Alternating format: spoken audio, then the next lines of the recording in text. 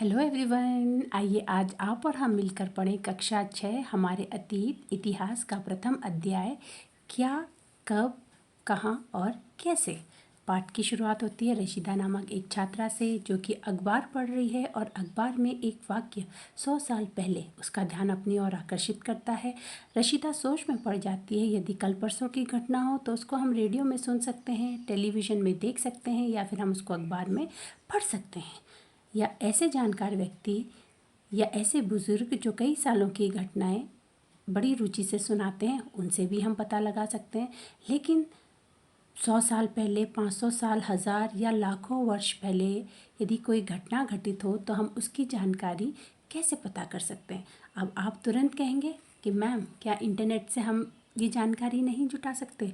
आप बिल्कुल जुटा सकते हैं, लेकिन इंटरनेट पे ये जानकारियाँ और तथ्य कहाँ से जुटा के डाले जाते हैं, यही तो रशीदा भी पूछ रही है कि हमें इन घटनाओं की जानकारी कैसे पता चलती है।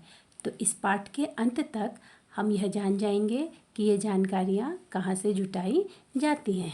अब अगला हम देखते हैं अतीत के बारे में हम क्या जान सकते हैं।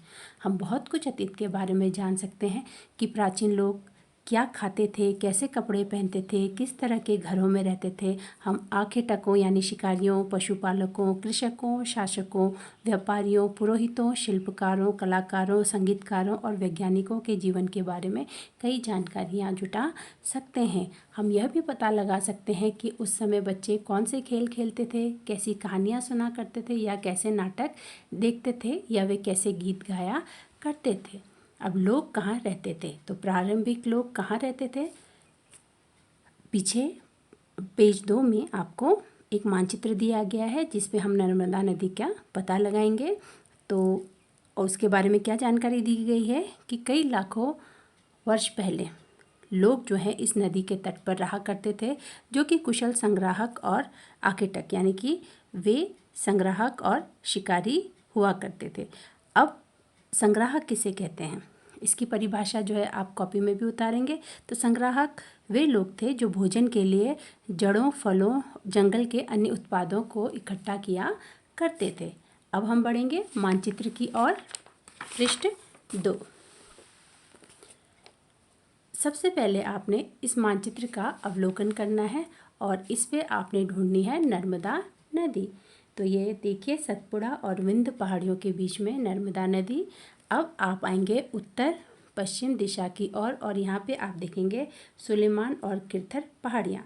तो सुलेमान और किरथर की पहाड़ी वाले क्षेत्र में सबसे पहले गेहूँ और जौ जैसी फसलों को उपजाना शुरू किया गया था।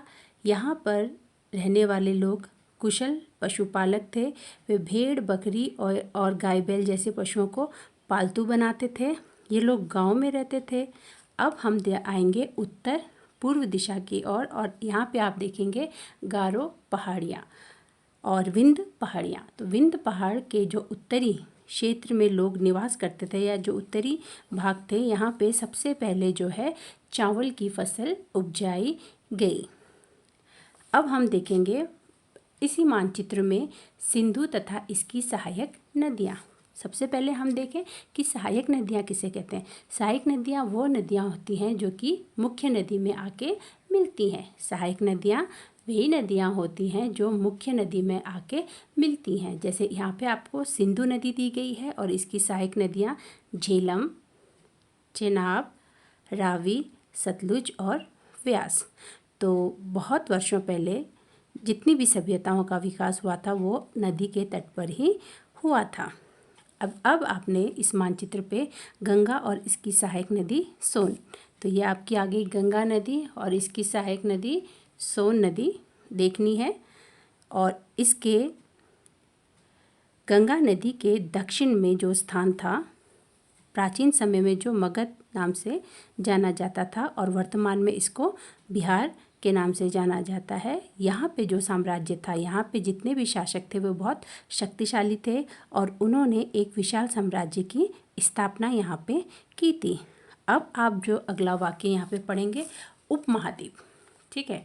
अब अगली जानकारी हम जुटाएंगे उपमहाद्वीप के बारे में। तो सबसे पहले हम देख लें कि उपमहाद्वीप किसे कहा जाता है।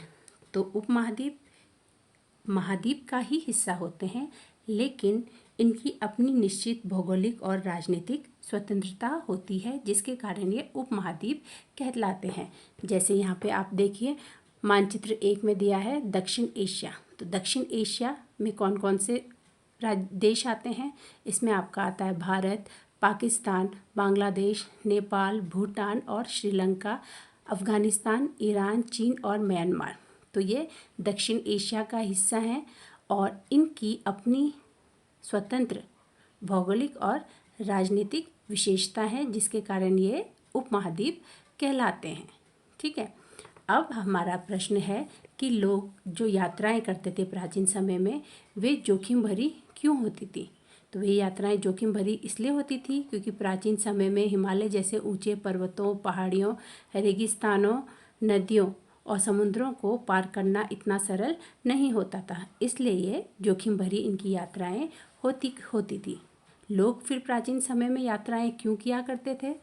लोग यात्राएं अनेक कारणों से किया करते थे, जैसे कि काम की तलाश में किया करते थे, प्राकृतिक आपदाओं के कारण किया करते थे, सेनाओं के द्वारा एक दूसरे के क्षेत्र पर विजय हासिल करने हेतु यात्राएं की जाती थी। व्यापारी जो थे अपने काफिलों के साथ मूल्यवान वस्तु को लेकर एक स्थान से दूसरे स्थान व्यापार हेतु जाया करते थे, या धार्मिक गुरु द्वारा शिक्षा और सलाह देने के लिए भी एक गांव से दूसरे गांव जाया जाता था। और कई खोजी लोग जो थे वो नए और रोचक स्थानों की खोज करने हेतु भी यात्रा किया करते थे। आज लोग यात्राएं क्यों किया